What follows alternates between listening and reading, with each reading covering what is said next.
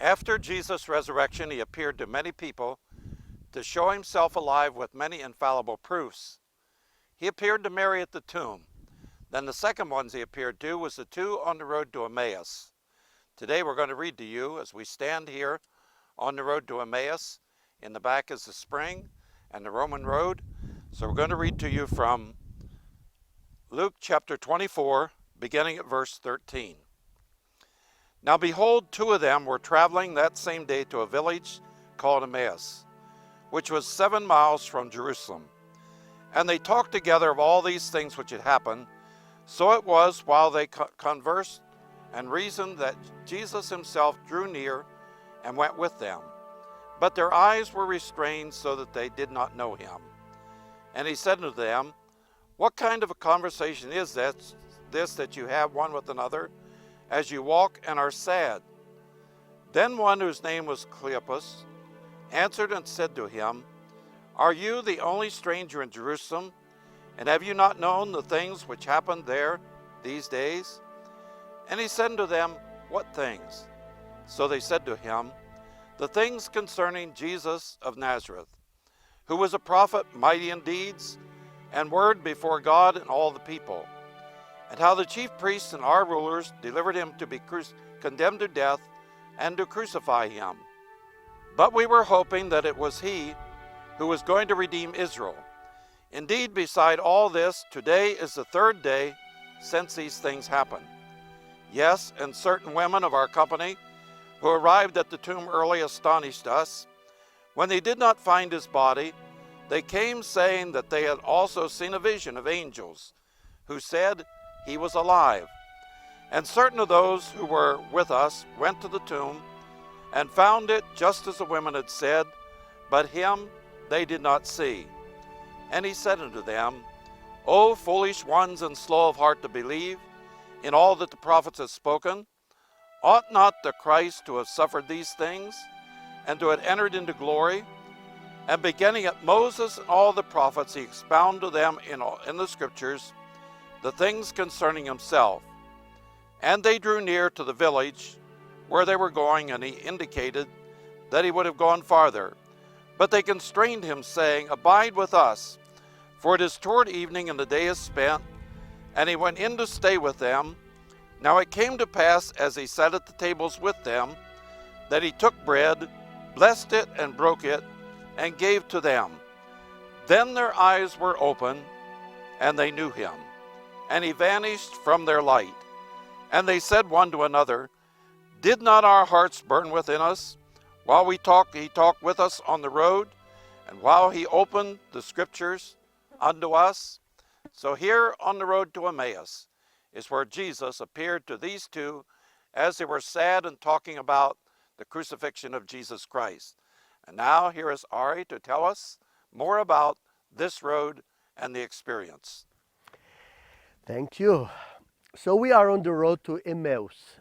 Let us first examine the word. The word Emmaus is actually a Hebrew word which the root is Amma. What is Amma? Amma is a kind of an aqueduct that runs water. And you know, as many words in Greek, they end with us, like Jesus, Christus, Lazarus, Petrus, Emmaus. Okay, so here we got the name Emmaus, and actually this was very well-known place located between Jerusalem and Jaffa. Behind me is Jerusalem, and far away forward it will be Jaffa. Let us examine a little bit about this road.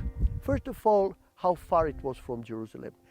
Okay, we can find in several of the Bibles, it's written 7 miles. Other Bibles say 17 miles. If it's in rees, some say 60 rees, some say 160 rees. And this brought a little bit confusion. Where is the real place of Emmaus? I don't think it's so important, but let us remember when Jesus arrived to the spot, it was almost evening.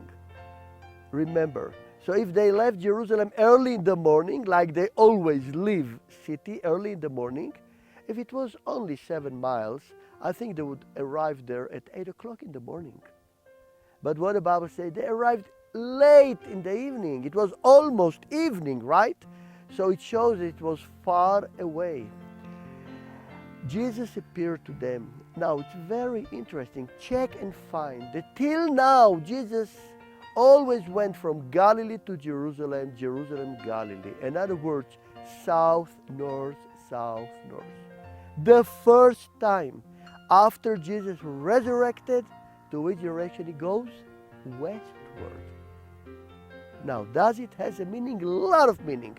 Because going westward from Jerusalem, up on the hills of Judea, you know what you see? You see the big Mediterranean, the big sea. And who is in this sea? All the countries of those days, Italy and Spain and Greek and whatever you want. Another word, think about this. Resurrected Messiah is not going anymore to the north first thing, right? Or south, but to the west. In other words, Jerusalem is behind him. You know what is the meaning? The meaning is the resurrected Messiah is Messiah of all the world, not just on the lost sheep of Israel, like it was till now. So this is very important first element, walking westward. Second thing, when Jesus met them, they didn't recognize him. Think about this. Why they didn't recognize? You know, in those days, people were walking much more quick than we walk nowadays.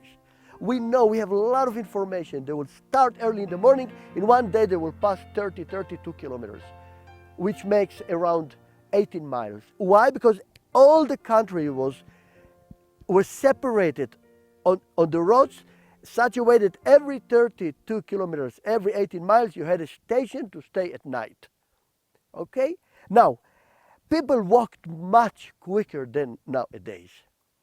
So, when Jesus walked with them, and they were walking, you know what happened? If I will ask you now, audience, do I have a watch? You can hardly say, right? The same, what happened with Jesus. They were so astonished about what happened, what he told them, they couldn't even notice what happens in his hands. And think about it, only when he was sitting with them and cutting the bread, first time what they saw, the two horns. Now, it reminds very much about what we are doing. Many of us, we are walking on the road to Emmaus, but we are talking too much. We are too much enthusiastic. And let us just remember how much better it will be if we stop a moment, we sit, we relax, and we can see the real Savior, the real Yeshua with the holes in his hands.